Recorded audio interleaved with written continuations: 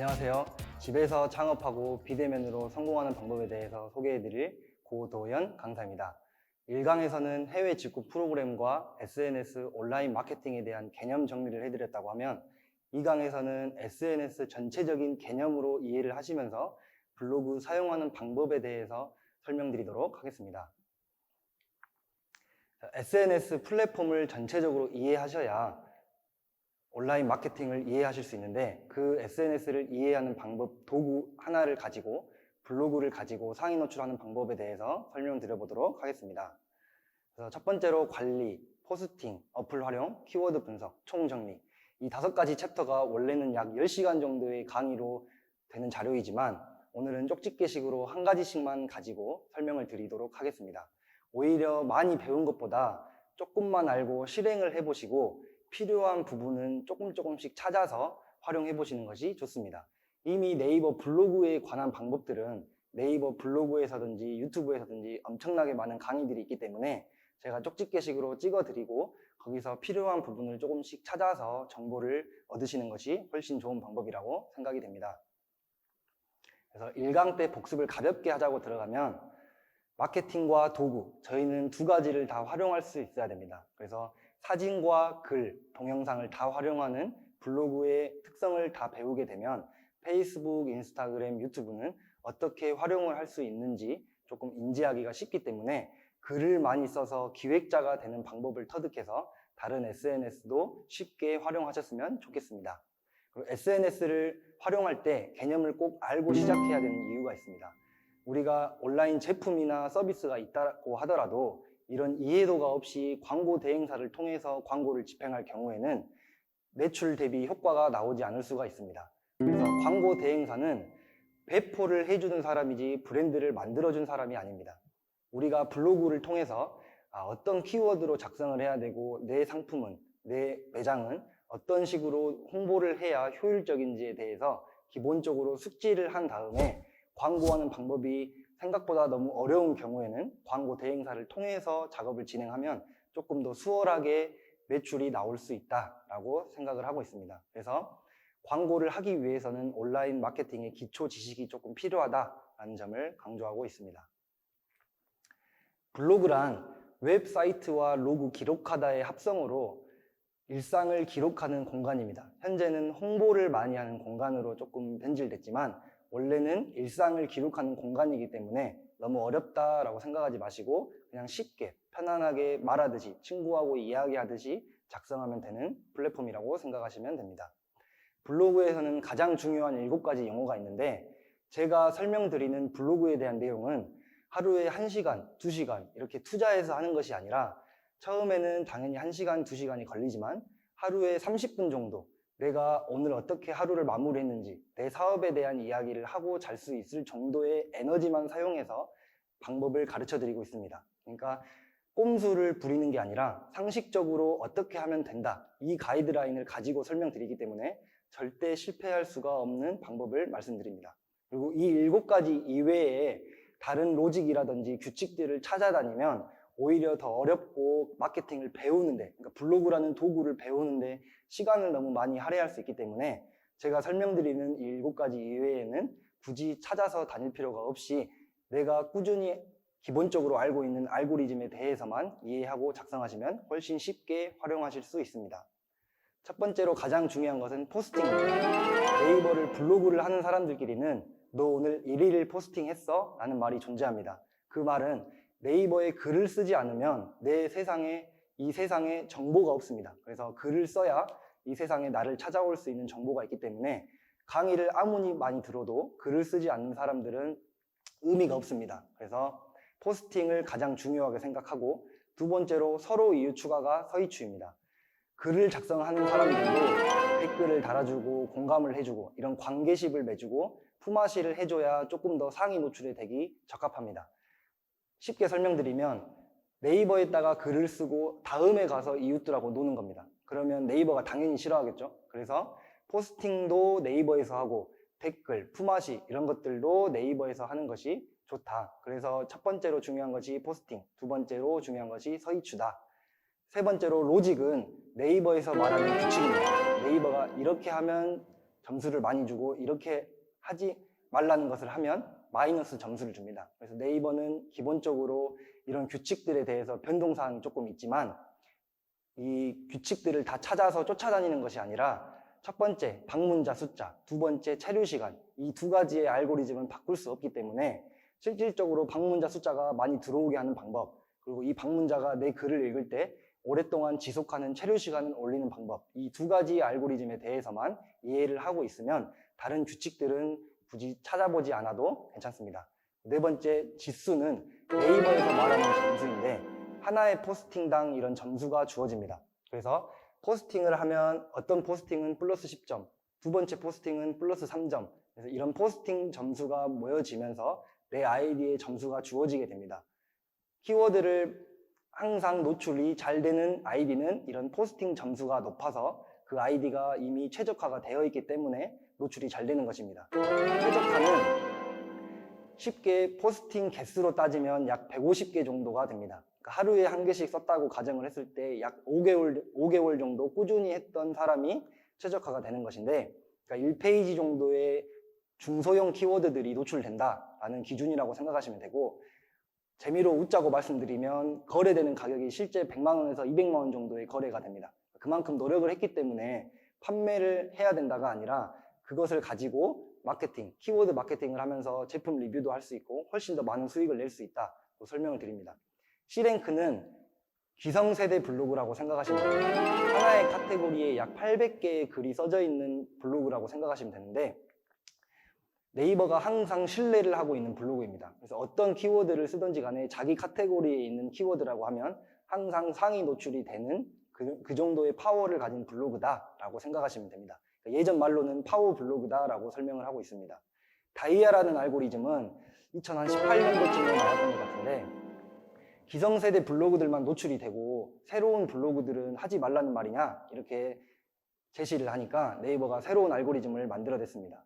그래서 초보자들도 C랭크만큼의 정보성이 있는 포스팅을 하면 너희들도 똑같이 상위 노출시켜줄게 이렇게 새로운 알고리즘이 나왔는데 실질적으로 블로그 포스팅을 하기가 수월해졌다. 초보자들도 쉽게 할 수 있다는 알고리즘이 나왔다라고 생각하시면 됩니다.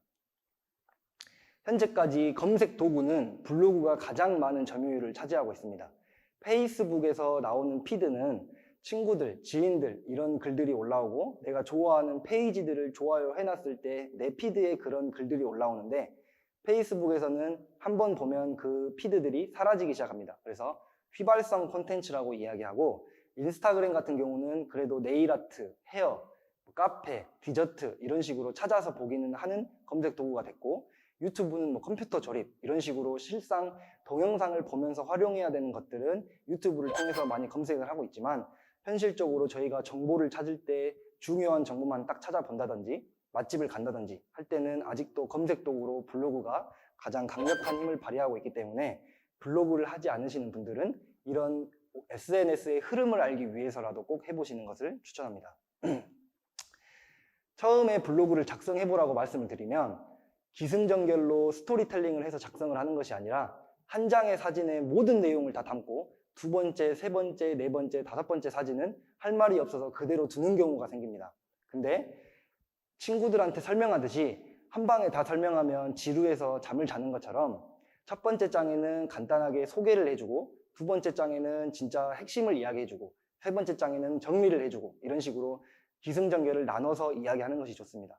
그러니까 쉽게 이야기하면 계란 후라이를 가지고도 포스팅을 할 수 있는데 저는 남들과 다르게 계란 후라이를 해먹는 방법을 소개합니다. 이런 글을 써놓고 계란 후라이를 까는 장면, 계란 후라이를 종이컵에 넣는 장면, 계란 후라이를 전자레인지에 돌리는 장면, 그리고 그 전자레인지에서 나와서 간장에 비벼 먹는 장면 이런 식으로 그런 장면들을 캡처해서 계란 후라이 먹는 팁 이런 식으로 제목을 작성해서 글을 작성하면 쉽게 일상에서 글을 작성해 볼 수 있습니다.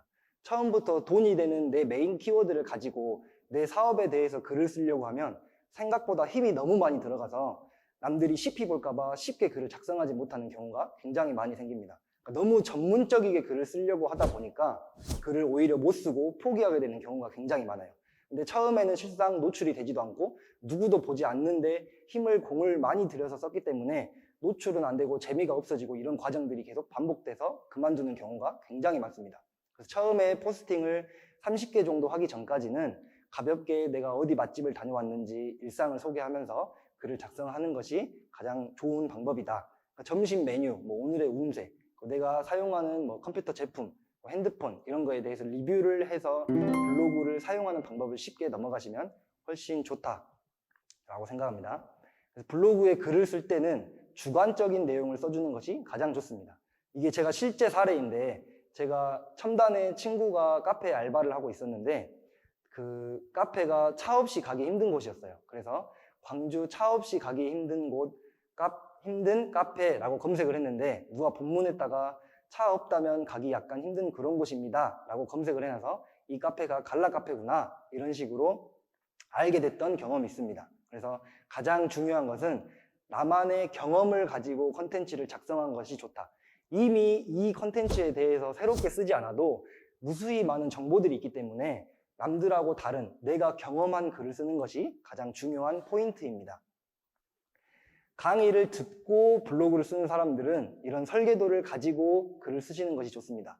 강점, 특징, 차별성 이거를 하나의 포스팅에 다 쓰는 것이 아니라 오늘 포스팅에서는 어떤 거를 알리고 싶은지, 특징은 무엇인지, 강점은 무엇인지, 또 그 다음 포스팅에서는 내가 알리고 싶은 것, 그리고 고객이 좋아하는 상품, 고객이 많이 궁금해하는 부분, 우리 가게에 대해서 이렇게 포인트를 잡아서 설계도를 만들어 놓으면 블로그를 쓸 때 훨씬 더 어떤 이야기를 하는지, 고객들이 어떤 걸 궁금해하는지에 대해서 나도 정리가 되기 때문에 훨씬 좋은 포스팅을 하실 수 있다라고 설명할 수 있습니다. 블로그 관리는 여기서 하나씩 보면 다 좋겠지만 기본 설정, 꾸미기 설정, 메뉴 글 동영상 관리, 내 블로그 통계 이 네 가지 큰 섹션에서 짧게 하나씩만 보여드리도록 하겠습니다.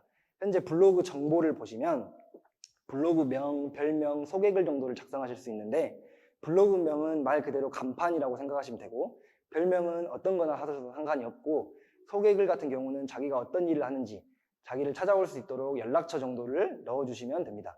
이게 키워드는 맞지만 실제 네이버에서 검색을 했을 때 검색이 되는 키워드는 아니기 때문에 너무나 많은 공을 들여서 스트레스를 받으실 필요는 없습니다.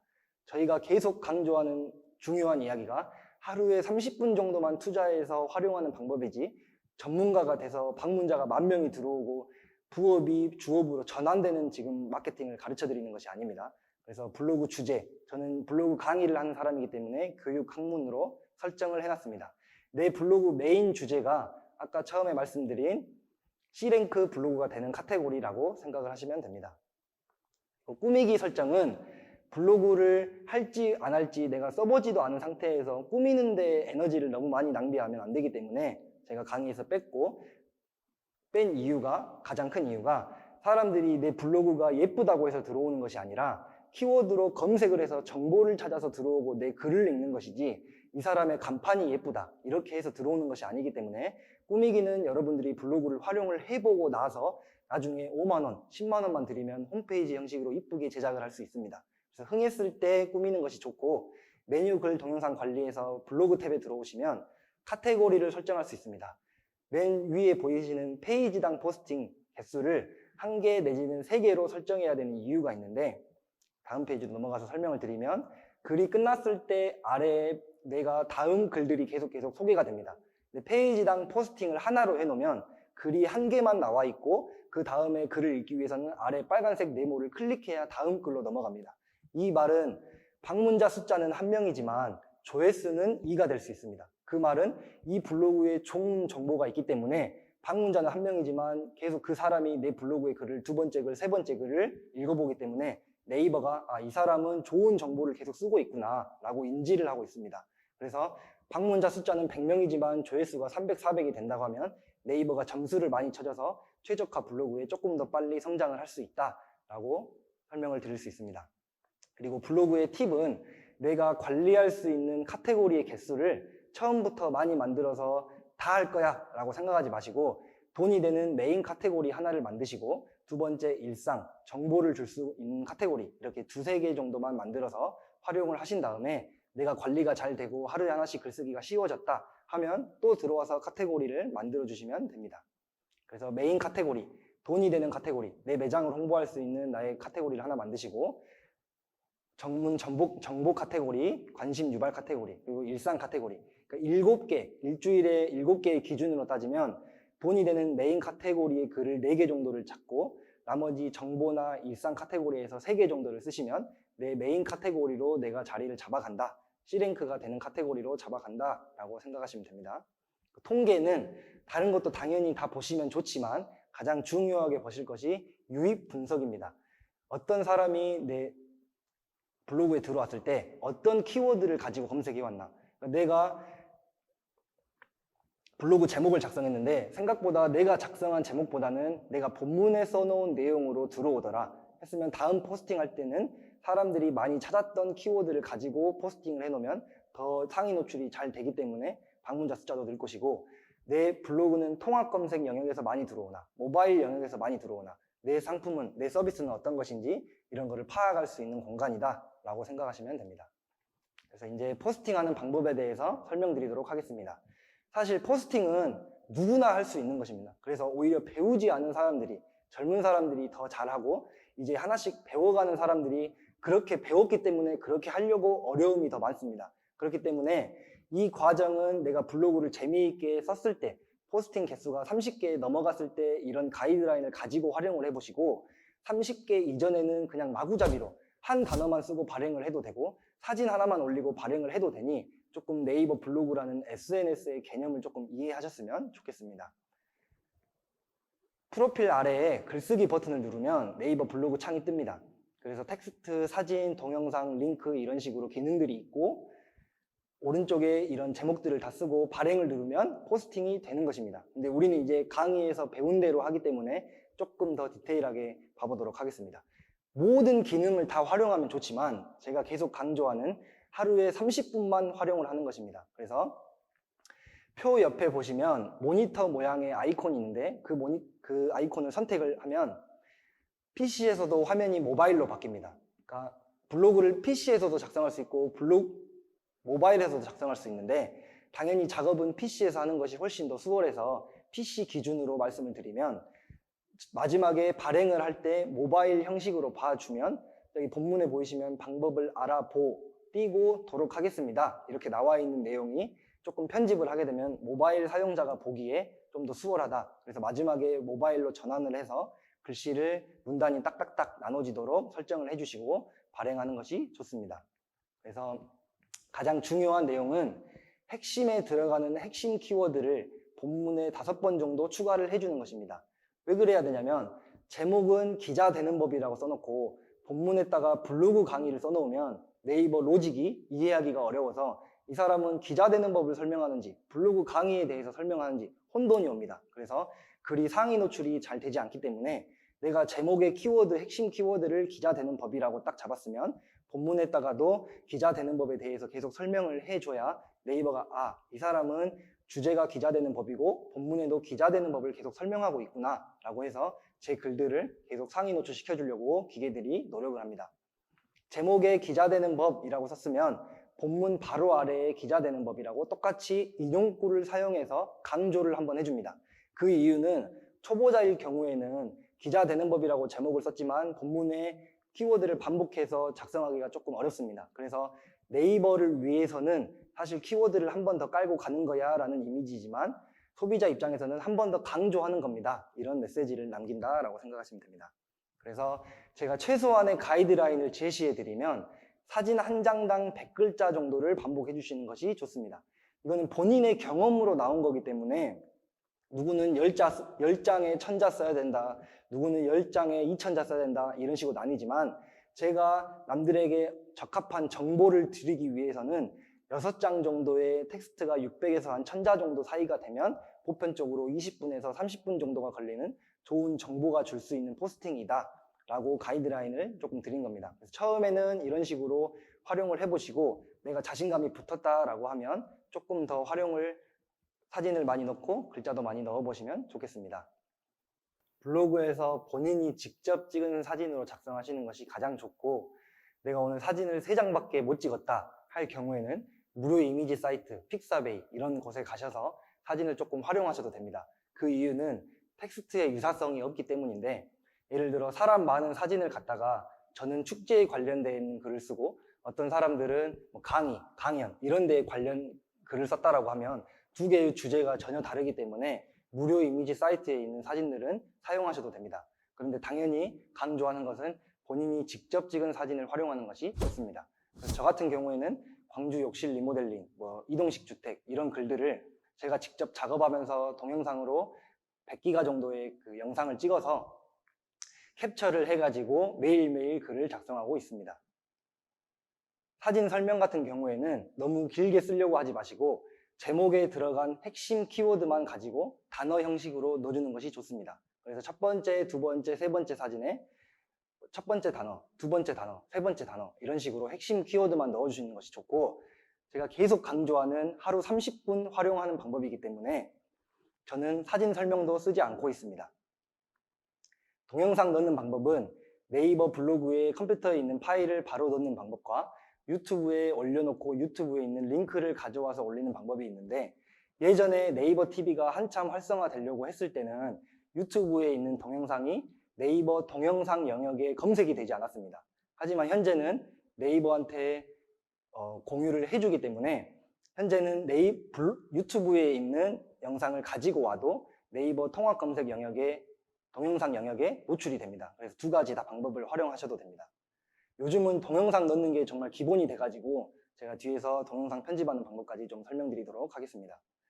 글감 검색이라는 기능이 있는데, 처음에 하시는 분들이 가장 많이 활용하는 게 책 서평 이런 것들인데 여기서 검색을 해보시면 지금 제가 읽은 책을 제목 앞에 서평이라고 해서 지금 하지 않으면 언제 하겠는가 글감 검색을 해보시면 책 정보가 나옵니다. 그래서 이렇게 책 정보를 앞에다 넣어놓고 깔끔하게 정보를 활용하실 수 있고, 스마트 스토어를 운영하시는 사람이라고 하면 블로그 마켓처럼 내 상품을 깔끔하게 스마트 스토어에 연결해서 상품을 가져올 수 있는 기능이 있다라고 생각하시면 됩니다. 링크 넣는 방법은 아까 유튜브에 동영상을 가져오는 것처럼 링크를 복사하셔서 붙여넣기를 하면 되는데, 이 하이퍼링크는 2개 정도만 작성해 주시는 것이 좋습니다. 그리고 하나의 방법은 내 블로그 에피소드 2라고 제목을 썼으면 에피소드 2 본문에 에피소드 1을 첨부해 주시는 것이 좋습니다. 그렇게 되면 제가 앞에서 설명드린 것처럼 2를 읽기 전에 1을 읽고 오면 방문자 숫자는 1명이지만 조회수는 2가 되기 때문에 이 블로그에는 좋은 정보가 많이 있구나라는 판단으로 더 많은 점수를 얻을 수 있습니다. 그리고 장소는 직접 검색해서 첨부를 하시면 되고, 내 장소가 안 나온다 할 경우에는 주변 장소를 입력해서 거기 근처에 내 장소를 직접 등록해가지고 문구를 작성하시면 장소를 첨부하실 수 있습니다. 이렇게 글을 다 쓰고 사진 넣고 동영상까지 했다고 하면 맞춤법 검사를 해주면 이제 블로그 작성은 끝이 납니다. 저희는 소비자한테 보여지는 정보도 중요하지만 사실 그 전에 네이버한테 잘 보여야 노출이 됩니다. 그래서 저희는 네이버도 중요하게 생각해야 되고 내 글을 읽어주는 소비자도 잘 파악을 해야 됩니다. 네이버가 좋아하는 글은 정확도가 높은 글입니다. 직원들이 일일이 하나씩 글을 확인하는 게 아니라 어떤 규격을 가지고 네이버 로봇들, 로직들이 확인을 하는 것이기 때문에 이런 네이버의 로직들은 가볍게 알아주는 것이 좋습니다. 네이버가 항상 중요하게 강조하는 것은 가독성이고 제목, 본문, 띄어쓰기, 맞춤법을 잘 시켜서 작성하는 것이 문서의 정확도가 높다고 판단하기 때문에 애초에 처음 반영될 때 상위 노출을 시켜주려고 노력을 한다라고 가이드라인이 나와 있습니다.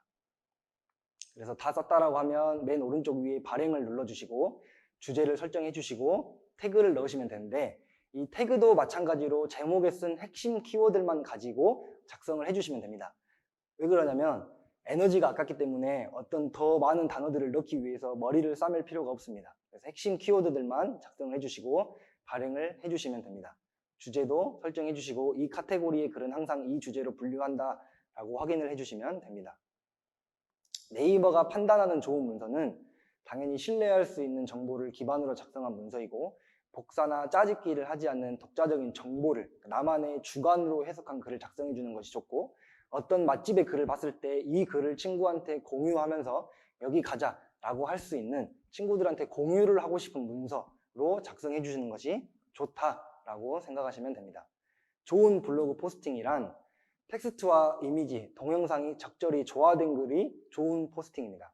그러니까 글만 쓰면 지루해서 안 읽게 되고 너무 길게 써놓으면 읽다가 지쳐서 나가게 됩니다. 그러니까 사진을 넣어놓고 이 사진에 대한 뒷받침한 내용을 본문으로 써주시는 겁니다. 이 가이드라인이 한 장당 100글자 정도를 써주시면 보통 좋은 정보를 줄 수 있는 글자다라고 생각해서 사진 한 장당 100글자씩 6번 정도를 반복해 주시면 된다라고 생각하시면 됩니다. 블로그의 여러 가지 기능들을 활용해서 작성해 주시면 좋지만 저희는 시간이 없기 때문에 사진, 글, 동영상, 링크 이 정도만 활용을 한다라고 생각하시면 되고, 네이버가 좋아하고 강조하는 것은 정보성 포스팅이라는 것을 잊지 말아야 합니다. 저도 일강에서 말씀드린 이동식 주택이나 욕실 리모델링 이런 제품을 판매하고 있지만 내가 정말 잘하는 사람이니까 나한테 믿고 사라 이런 메시지를 보내는 게 아니라 욕실 리모델링 할 때 알아야 될 리스트나 이동식 주택을 할 때 어떤 점이 중요한지, 왜 유튜버들이 난방비가 비싸다고 표현을 하는지, 오히려 집은 싸게 지었지만 난방비가 2배, 3배, 10배로 나온다, 이런 거에 대한 잘못된 정보라든지 이런 거에 대해서 알고 집을 지어야 된다, 이런 정보를 주면서 제 연락처는 매일 하단에 위치하게 됩니다. 그러면 처음부터 글을 읽었을 때 이 사람들이 읽어오면서 이 사람은 참 좋은 정보를 줬구나 하면서 저한테 연락이 올 수도 있고, 처음부터 글을 읽으면 사람들이 체류 시간이 늘어나기 때문에 기본적으로 내 정보를 꼼꼼하게 읽는 사람이라고 하면 체류 시간이 많이 늘어나서 좋게 반영될 수 있다라고 생각하시면 됩니다. 그러니까 10명이 제 블로그에 들어왔는데 9명이 처음에 보자마자 나가거나 연락처가 바로 상단에 있어서 들어오고 보자마자 원하는 것을 얻고 바로 나가면 체류 시간이 1초 이내이기 때문에 네이버는 저를 당연히 안 좋게 생각할 수밖에 없어요. 그래서 체류 시간을 높여주기 위해서 좋은 정보를 위해 담아주고 광고를 할 경우에는 아래에 연락처를 써서 남들이 내 정보를 읽어보고 이게 광고는 맞지만 이 사람 참 진정성 있네 이런 식으로 느끼게끔 포스팅 해주시는 것이 효율적입니다. 나만의 콘텐츠를 생산하는 것이 가장 중요합니다. 첫 번째는 제가 직접 찍은 사진으로 남들이 궁금해하는 정보로 다른 정보들을 분석하고 조합해서 포스팅을 해주는 주관적인 글이 중요하다. 그리고 정성 들여 작성한 글, 시간을 들여서 정성 들였게 작성한 글의 기준이 제가 생각하는 30분 정도의 글입니다. 일강에서 설명드린 정화조나 이동식 주택이나 이런 것들이 제가 다 기본적으로 사진 6장, 기분 좋으면 8장, 시간이 많으면 10장 이런 식으로 활용을 해서 약 30분 정도의 포스팅만 활용을 하고 끝냅니다. 블로그는 그 정도로만 활용을 해야지 블로그에서 구매가 엄청나게 일어나는 홈페이지의 개념이 아니기 때문에 소통하는 창구다. 그러니까 관계 형성하는 소통 창구 정도로만 이해해 주시는 것이 좋습니다. 그리고 글을 쓴다는 것은 포스팅을 하는 것도 중요하지만 두 번째로 중요한 아까 말씀드린 서이추, 이웃들과 함께 댓글 공감을 해주면서 서로 반영을 해주면 훨씬 더 성장력이 빠르다. 그 이유는 제가 네이버 블로그에 글을 쓴다고 해서 제 글이 세상에 바로 노출되는 것이 아니라 제 이웃들이 먼저 제 글을 검토하게 됩니다. 그러면 제 글이 세상에 노출되기 전에 이웃들이 제 글을 먼저 읽고 방문자가 일어나고 반영이 있다라고 하면 네이버 기계가 이 사람 글은 노출이 되기 이전에 이웃들이 먼저 검토를 해준 좋은 글이구나 라고 판단을 해서 좀 더 애초에 상위에 노출될 수 있다. 그래서 이웃 관리가 조금 중요하다라는 점이고, 키워드를 막무가내로 넣지 않는 것이 중요합니다.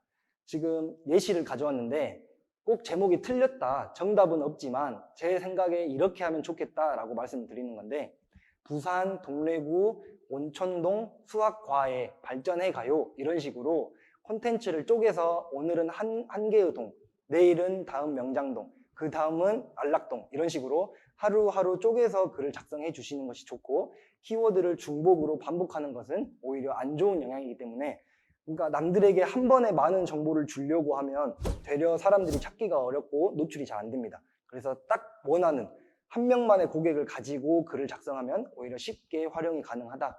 그래서 제목 쓸 때 15자 정도로 딱 하나에 집중을 해서 쓰시는 것이 좋다라고 설명하고 있습니다. 가장 포스팅을 빠르게 쓰는 노하우, 그러니까 이 한 장으로 지금까지 제가 설명드린 이야기를 정리할 수 있는데, 처음에 포스팅 주제를 선정합니다.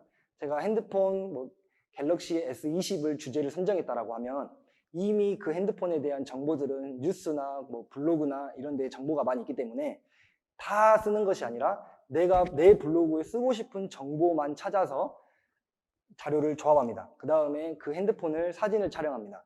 특징별로 내가 쓰고 싶은, 내가 정보를 찾아봤던 내용들만 중점적으로 촬영을 하고, 사진이 없을 경우에는 무료 이미지 사이트에 좀 혁신적인 이미지를 가져다 쓰고 포스팅을 시작합니다. 사진을 촬영한 순서대로 올리고 이 사진을 가지고 스토리텔링 형식으로 이번에 갤럭시가 어떻게 나왔다, 어떤 기능이 중점적이고 케이스가 예뻐서 선물하기 좋다, 이런 식으로 스토리텔링을 해서 글을 작성하면 끝이 납니다. 그래서 마무리로 제목과 본문이 핵심 키워드가 일치하는지, 태그가 동일하는지, 맞춤법 검사가 잘 되어 있는지 확인을 하고 발행을 하면 포스팅은 끝이 납니다. 그래서 처음에는 이런 가이드라인을 다 무시하시고 한 줄 정도만 쓰셔도 되니까 꼭 30개 쓰기 전까지는 내가 하루에 한 번씩 블로그로 들어갔다라는 것만 만족을 하시면서 포스팅을 해보시는 것이 좋고, 그 다음에는 이런 식으로 제가 알려드리는 가이드라인대로 활용을 해보시면 도움이 많이 되실 겁니다. 그래서 이제 어플을 활용하는 방법에 대해서 설명을 드리면, 이 비빔밥 사진이 어떻게 보면 굉장히 중요한 사진인데, 블로그를 하는 사람들에게 이 비빔밥 사진을 가지고 포스팅을 몇 개 하실 수 있나요? 라고 물어보면 저는 무한대로 가능합니다. 저는 최소 10개는 할 수 있습니다. 라고 이야기하지만, 처음에 블로그를 하지 않는 사람들, 그러니까 글을 많이 써본 적이 없고 기획이나 컨텐츠를 제작할 줄 모르는 사람들은 많이 쓰면 5개 아닐까요? 라고 이야기를 해요. 그 이유는 비빔밥 가게 상호는 계속 그대로 들어가지만 오늘은 계란 노린자에 대해서 설명을 하고, 오늘은 육회에 대해서 설명을 하고, 다음 날은 고추장에 대해서 설명을 하고, 이 노린자는 제가 특별하게 공수해온 이쑤시개를 30번 찔러도 안 터지는 노린자입니다. 이런 식으로 스토리텔링으로 글 형식을 써가면 주제가 다양해지고 사람들이 봐도 와, 저 비빔밥집을 노린자 때문에 먹어보고 싶다, 이런 식으로 마음이 생기기 때문에 그렇게 조금 컨텐츠를 쪼개서 활용하시면 좋겠습니다. 그러니까 쉽게 말씀드리면, 제가 토요일 날 A 밥집을 가고 A 카페를 가고 B 밥집을 가고 B 카페를 갔어요. 근데 보통 작성하시는 분들이 나의 일상이라는 제목을 가지고 오늘 이 4가지 간 곳을 다 포스팅을 합니다. 그렇게 되면 키워드를, 방문자가 찾아올 수 있는 키워드도 없고 사진을 한 3, 40장 정도 가지고 써야 되기 때문에 본인은 힘들고 방문자는 없는, 효율이 아주 없는 글이에요. 근데 월요일에는 A 밥집을 가지고 쓰고, 화요일에는 A 카페를 가지고 쓰고, 수요일에는 B 밥집을 가지고 쓰고, 목요일에는 B 카페를 가지고 쓰고, 이런 식으로 쪼개서 쓰면 그 카페나 밥집에 대해서 궁금한 사람들은 저를 검색해서 찾아올 수 있게, 그런 식으로 컨텐츠를 쪼갤 줄 알아야 된다라고 말씀을 드립니다. 그리고 일단 계속 강조하는 것이 그냥 쓰시면 됩니다. 처음에 글을 많이 써보신 적이 없기 때문에 생각보다 조금 딱딱하고 쓰기 어려우실 수 있어서 한 장만 써도 이제 쓸 내용이 없어서 그만 쓰고 시간만 가고 이렇게 좀 허비하는 시간이 많은데, 방법은 친구랑 떠들면 한두 시간이 금방 가듯이 블로그에서 친구한테 설명하는 구어체 형식으로 쓰시는 것이 중요합니다. 그래서 진짜 반말로 쓰셔도 되니까 계속 설명하듯이 야 어쨌어 이렇게 막 하면서 설명을 해보십니다.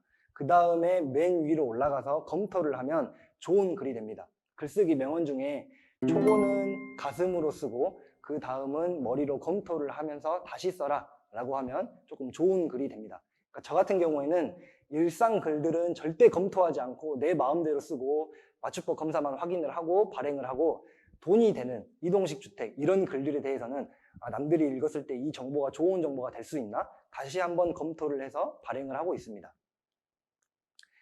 저 같은 경우는 9시가 딱 되면 자리에 앉아서 포스팅을 바로 할 수 있는 능력이 이제는 생겼습니다. 왜냐하면 포스팅을 이미 500개 이상은 해봤기 때문에 좀 자리를 잡은 입장이고, 처음에 하시는 분들은 어떤 걸 쓸까에 대한 고민을 하는데 30분에서 1시간이 걸리고, 또 쓰다 보니까 너무 어려워서 1시간이 걸리고 포기하는 경우가 굉장히 많은데, 오늘 처음부터 블로그를 쓰려고 하는 것이 아니라 뭐 점심밥 먹을 때, 화장실 갈 때 내가 핸드폰에 어떤 사진을 가지고 써야지, 아니면 오늘 저녁에 어떤 행사가 있으니까 그 사진을 가지고 써야지, 그리고 어떤 키워드를 가지고 써야지, 이런 식으로 머릿속으로 주제를 한번 검토해 보시면 컴퓨터에 앉아서 글을 쓸 때 그 사진을 딱 가져와서 그 알맞은 주제로 써야 되기 때문에 30분 정도면 글을 이제 작성하실 수 있는 수준이 됩니다. 그래서 처음부터 고통받지 말고 틈틈이 주제를 생각해서 글을 작성하시는 게 노하우라고 생각하시면 됩니다. 그래서 동영상을 활용해야 네이버가 점수를 많이 주기 때문에 업체 글들을 보면 의미 없는 사진을 가지고 동영상이 만들어져 있는 블로그를 많이 보셨을 거예요. 그 이유가 동영상을 넣어야 네이버가 플러스 점수를 많이 주기 때문에 상위 노출을 하기 위한 방법입니다. 그래서 어플을 하나 알려드리면, 이 어플도 제가 그냥 기본적으로 활용을 하기 때문에 다른 동영상 어플이 많아서 본인한테 맞는 어플을 활용하시면 됩니다. 첫 번째로 구글 플레이 스토어에 들어가서 비바 비디오를 다운로드하고 상단에 편집을 누르면 상단에 비디오, 사진 이렇게 선택이 가능합니다. 넣고 싶은 사진을 선택해서 맨 두 번째 사진 하단에 보면 타이틀이라는 게 있는데, 비바 비디오에서 자체적으로 제공하는 템플릿이에요. 그래서 이 템플릿을 누르면 자동으로 효과가 편집이 되고 음악이 들어갑니다. 사실 블로그에 쓰는 사진은 이 정도만 활용을 하고 바로 저장을 하고 끝내야 되는 게 맞지만, 혹시나 유튜브에 조금씩 활용하시려고 하는 분들은 음악이나 뭐 장면 전환, 뭐 동영상 길이, 텍스트 이렇게 조금 수정을 해주시면 좋은데, 이제 타이틀을 없음으로 선택을 하고 하단에 보이는 메인 카테고리 하단에 보이는 음악을 선택해줘서 음악을 저장해 주시고, 그리고 클립 편집에 가셔서 길이와 장면 효과를 수정합니다. 네이버 블로그에 활용하는 길이는 보통 30초에서 1분 정도, 그러니까 사진이 6장밖에 없다 그러면 한 장당 한 8초 정도로 만들어 주시면 좋고, 유튜브에 활용할 때는 사람들이 사진을 볼 때 지루할 수 있기 때문에 2초 내지는 3초 정도로 수정해 주시는 것이 좋습니다. 그래서 모든 클립으로 적용을 해주시면 한 방에 사진이 적용이 되고, 사진 사이사이에 장면 효과를 넣어주시면 보는 사람들이 조금 더 지루하지 않게 볼 수 있기 때문에 효과를 넣어주고, 하단에 텍스트를 사용을 해서 제 연락처를 넣어준다든지 그런 식으로 활용을 하시면 됩니다. 이렇게 하면 모든 편집이 끝납니다. 이 동영상 어플도 마찬가지로 엄청나게 많은 기능들이 있지만 우리는 30분 정도의 시간만 할애해서 블로그를 작성하는 것이기 때문에 이 4가지 기능만 가지고 활용을 하시면 되겠습니다. 그래서 상단에 얘를 누르면 갤러리로 자동 저장이 되고, 공유하기 버튼을 누르면 유튜브에서 무료 버전은 480 화질로 업로드가 됩니다. 그래서 유튜브에서 바로 연동이 돼서 제목, 내용, 태그를 확인하고 화살표를 누르면 유튜브로 바로 올라갑니다. 그래서 유튜브에 있는 영상 링크를 가지고 네이버 블로그에 넣어서 유튜브도 키워드 마케팅을 하는 사람이 되면서 블로그도 활용을 한다라고 생각을 하시면 됩니다. 그래서 이제 상위 노출 키워드 분석하는 방법에 대해서 간단하게 설명드리도록 하겠습니다. 키워드란 저희가 네이버에 검색하는 단어라고 생각하시면 됩니다. 그래서 한마디로 표현을 하면, 키워드는 한 글자로 표현을 하면 돈이라고 표현을 합니다. 서울 맛집, 강남 맛집, 광주 맛집 이렇게 상위 노출을 할 수 있는 사람들은 실제 포스팅 가격이 한 건당 10만 원에서 20만 원, 30만 원 정도까지 받고 포스팅을 해줍니다. 그래서 이 키워드, 내가 원하는 키워드, 제가 광주 욕실 리모델링이라는 키워드를 1페이지 첫 번째에 상단할 수 있다고 하면 저한테 그만큼 연락이 많이 오기 때문에 지금 저희가 그런 마케팅을 하기 위해서 지금 블로그를 활용하고 있다. 그러니까 키워드 마케팅을 이끌어내는 단어다라고 생각하시면 됩니다. 그러니까 키워드를 쪼갤 줄 알아야 됩니다. 오늘은 독감에 대해서 쓰고, 그 다음날은 A형 독감, 그 다음날은 B형 독감, 이런 식으로 콘텐츠를 쪼개서 사용할 줄 알아야 됩니다. 아까 비빔밥에서 설명드린 것처럼 내가 카페, 밥집을 갔다고 해서 하루의 나의 일상이라는 내용으로 쓰는 것이 아니라, 하루는 그 카페에 대한 상호를 넣어주면서 정보를 주고, 그 다음날은 밥집 상호를 넣어서 밥집에 대한 정보를 주면 남들에게 내 글이 주관적으로 좋은 정보가 될 수 있도록 키워드를 쪼개서 작성해 주시는 것이 좋다라고 생각하시면 됩니다. 키워드에는 2가지 종류가 있는데, 정보성 키워드와 홍보성 키워드가 있습니다. 그러니까 단순히 정보를 주기 위한 키워드이냐, 연말에 연말정산하는 방법, 뭐 인터넷 등기부등본 발급하는 방법, 그리고 홍보성 키워드, 병원에서 무릎 통증 원인, 뭐 어깨 통증 원인, 이런 식으로 병원의 홍보글을 작성해서 유입하는 글, 이렇게 대표적으로 2가지 키워드가 있다고 생각하시면 되는데, 저희는 항상 정보를 주는 대신에 내 정보가 좋다면 나한테 연락을 해 라는 식으로 홍보를 하는 것이 좋습니다. 페르소나라는 뜻은 가면이라는 뜻인데, 내 타겟이 될 소비자의 가상의 인물을 설정해서 그 사람 입장에서 글을 써주는 것이 좋습니다. 그러니까 유기농 식재료를 판매하는 사람이라고 하면 30대 주부 여자가 육아휴직 중에 있는 주부가 어떤 유기농 판매자의 재료를 사 먹을까라는 것을 내가 간단하게 고민을 해보고 나서 글을 써주면 그 사람 입장에 대해서 우리 아이들도 이런 걸 먹여봤더니 정말 좋아했고 정말 몸에 좋게 어떻게 공수를 해가지고 오는지에 대해 과정을 써주면 그 사람들이 내 물건을 살 것 같다라는 식으로 소비자의 관점에 대해서 써주시는 것이 좋다라고 말씀을 드립니다. 블로그 주제에 맞는 키워드를 생성하는 방법은 예를 들어서 중고차 딜러라고 하시면 꼭 차 판매에 대한 글만 작성하는 것이 아니라 중고차 구매 체크리스트 이런 정보에 대한 포스팅을 해주면서 차를 판매하시는 글이 좋습니다. 그러니까 항상 정보를 줘야 된다라기보다는 어떤 날은 공격적으로 광고를 해서 뭐 광고를 집행을 해야 된다 하는 날은 광고에 관련되어 있는 글을 써주셔도 좋지만 보편적으로 포스팅을 한다라고 할 때는 정보성으로 포스팅을 해주면 좋습니다. 그래서 중고차를 살 때 7가지 체크리스트를 가지고 구매하시면 적어도 사기는 당하지 않습니다 라는 정보에 대해서 포스팅을 하고 제일 하단에 명함을 넣어 놓으면 이 사람한테 중고차를 사면 적어도 사기는 당하지 않겠구나 라는 마음이 들게끔 정보성 포스팅을 하는 것이 가장 중요합니다. 사진 인화 기계 창업자라고 하면 꼭 사진 인화 기계에 대해서만 작성하는 것이 아니라 직장인 부업, 이색 창업 아이템 이런 식으로 내가 어떻게 이것을 팔고 있는지에 대한 스토리를 가지고 글을 작성하는 것이 훨씬 수월하게 본인도 글쓰기가 편하고 읽는 사람들도 공격적인 광고가 아니라서 조금 편하게 읽다 보니까 이 사람이 사진 인화 기계를 파는 사람이구나 라고 느껴서 연락도 해볼 수 있고 그런 식으로 항상 정보성 포스팅을 해야 된다라고 생각하시면 됩니다. 그리고 제목 만들기에서 초보자들이 많이 하는 실수인데 제목에는 꼭 핵심 주제가 나타나야 합니다. 그 말은 핵심 키워드를 넣어야 된다는 말인데 사람들이 많이 검색하는 단어인 핵심 키워드를 넣어서 그 제목을 뒷받침하는 본문이 바탕이 돼야 사람들도 많이 들어오고 좋은 정보가 된다라고 설명을 할 수 있습니다. 제목에 넣는 단어는 문장 형식으로 작성하지 않으시고 단어 형식으로 짧게 키워드 형식으로 넣으시는 것이 좋습니다. 예전에는 광주의 컵샐러드 이런 식으로 하면 키워드가 광주의라고 잡혔어요. 근데 요즘에는 네이버가 하도 똑똑해져서 광주 컵샐러드만 딱딱 집어서 키워드가 잡히지만 그래도 예전에 안 좋았던 로직이기 때문에 광주 컵샐러드 이렇게 조사, 부사, 유명한 이런 내용들은 빼고 제목 형식으로만 짧게 그러니까 사람들이 광주 컵샐러드 맛집 동명동 코발트라는 제목만 봐도 이 사람이 여기 다녀왔구나 라는 것을 알 수 있고 실제 사람들이 검색할 때는 광주 맛집, 광주 동명동 맛집 이렇게 검색하기 때문에 단어 형식으로 검색하는 키워드로만 작성을 하셔도 된다라고 말씀을 드리고 배칭되는 소재는 눈에 띈다 이 말이 이웃들이 먼저 내 글을 읽을 수 있다. 아까 앞에서 설명드렸듯이 이웃들이 내 글을 먼저 읽으면 내 글이 세상에 반영이 될 때 조금 더 좋은 지수로 반영이 된다. 그래서 이웃들에게도 좋은 글들이 될 수 있도록 제목을 조금 더 마케팅이 끌어낼 수 있도록 써주시는 것이 좋다라고 생각하시면 됩니다.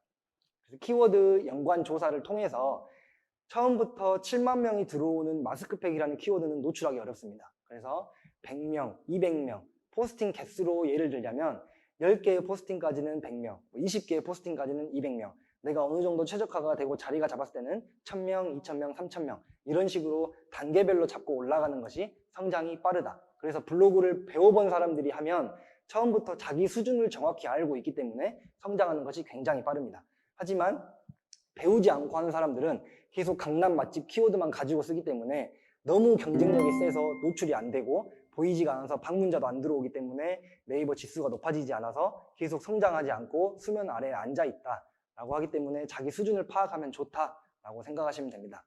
그래서 네이버 광고하는 방법을 설명드리면 네이버에 네이버 광고라고 검색을 하면 이렇게 회원가입을 하면 여기서 이제 비즈니스 광고, 네이버에서 파워링크, 쇼핑 광고 이런 식으로 광고를 하는 페이지라고 생각하시면 돼요. 제가 처음에 말씀드린 퍼포먼스 마케터들이 하는 광고 관리자 페이지라고 생각하시면 됩니다. 그래서 여기서 가입해가지고 하단에 보이시는 키워드 도구를 선택을 하시면 제가 어떤 키워드가 방문자가 몇 명인지 확인을 할 수 있어요. 그래서 1강에서 말씀드린 제가 마스크팩 제품 한 개를 어떻게 팔았냐면 마스크팩과 리프팅팩을 검색해보니 마스크팩은 현재 지금 6만 명, 7만 명 정도가 검색을 하고 리프팅팩은 2,000명이 검색을 하니 내 수준이 현재 스마트 스토어에 상품이 한 개도 없기 때문에 2,000명 정도인 키워드를 장악을 해야겠다라고 내 수준을 정확히 알았고 1억을 벌겠다가 아니라 1,000만 원만 벌어야지 라는 생각으로 리프팅 팩이라는 키워드를 최적화해서 노출을 시키고, 이 이후에 내가 계속 자리를 잡는다고 하면 마스크팩까지 올라가야지, 이런 식으로 내 수준을 정확히 파악하고 시작하면 훨씬 성장력이 빠르다. 그래서 다이아라는 알고리즘이 나오면서 실제로 포스팅이 30개밖에 안 됐지만 사람들이 많이 찾는 키워드를 가지고 블로그를 키우기 시작하면 포스팅이 30개밖에 안 됐지만 일 방문자가 300명 정도씩 들어오는, 바로 파워 블로그로 넘어갈 수 있는 정도의 영향력이 생겼습니다. 그래서 최적화 블로그 운영하는 법은 첫 번째로 블로그 활동성 지수가 있습니다. 이 첫 번째, 두 번째는 블로그에 대한 지수이고, 세 번째, 네 번째는 포스팅에 대한 지수입니다. 하지만 블로그의 개념과 포스팅의 개념이 같습니다. 포스팅이 잘하는 것들이 점수가 쌓이면 내 블로그가 좋아지는 것이기 때문에 내용이 크게 다르지 않습니다.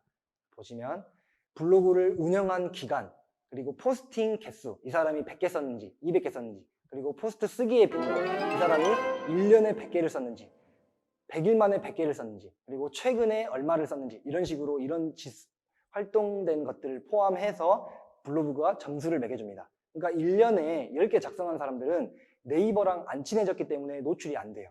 근데 100일, 200일 동안 꾸준히 정보를 준 사람들은 네이버가 어느 정도 노력을 인정해 줍니다. 그러니까 한마디로 어깨동무를 해준다거나 팔짱을 끼워준다라고 생각하시면 돼요. 그래서 최적화라고 표현을 하는데, 네이버에 어느 정도 최적화가 됐을 때는 지금까지 숙제처럼 했던 포스팅을 조금씩 낮춰서 뭐 일주일에 2개만 한다든지 그런 식으로 수준을 낮춰도 노출이 잘 됩니다. 하지만 블로그 마케팅을 하고 있는 사람들이라고 하면 매일매일 글을 쓰고 있기 때문에 우리도 사실 매일매일 글을 써야 노출이 계속되고 좋습니다. 그래서 따질 때는 포스팅을 직접 작성했는지 아니면 스크랩에서 다른 데서 긁어왔는지, 이런 것도 구별을 해서 확인을 한다고 합니다.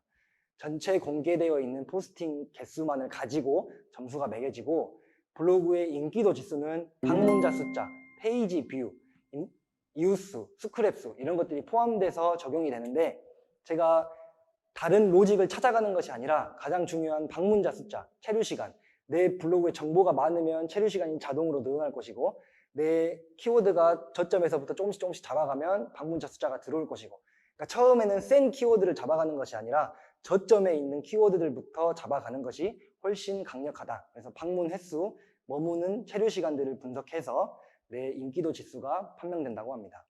포스팅 지수도 마찬가지로 내용이 충실한 포스팅이 많고 방문자가 댓글하고 공감해 주는 것을 더 점수를 높이 쳐주고, 포스팅 인기도 지수도 마찬가지로 댓글이나 엮인 글, 공감, 조회수, 내가 친구한테 스크랩에서 공유한 횟수, 댓글을 남긴 사람이 내 자신인지 진짜 모르는 사람인지 내 이웃인지 서로 이웃 추가된 이웃인지 진짜 모르는 타인인지, 이런 식으로 판단이 돼서 다르게 점수가 반영된다고 합니다.